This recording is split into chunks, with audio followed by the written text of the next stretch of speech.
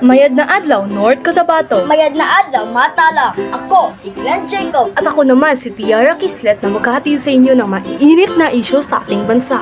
Teka, anong issue ba ang iyong tinutukoy? Edi yung plano Duterte na paghiwalayin ang Mindanao sa Pilipinas. Talaga ba?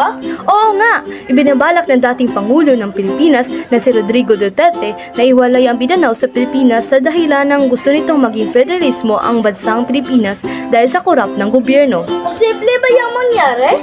Posibleng mangyari ang plano ni Duterte dahil kulang ang kanyang karapatan na paghiwalayin ang Mindanao sa Pilipinas at posible din itong mangyari dahil maraming tao ang pumalag sa planong ito.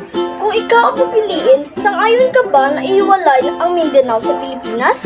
Para sa akin, hindi ako sang-ayon sa plano ni Duterte na paghiwalayin ang Mindanao sa Pilipinas dahil kung mangyari man ito, maaaring madaling masakop ng ibang bansa ang Pilipinas. Kaya nga para hindi na mabutak-butak ang Pilipinas. Pagkawatak-watak ang hangad kaya gustong paghiwalayin ang Mindanao sa Pilipinas sa halip bumuo na isang mapayapa at maginhawa na bansa.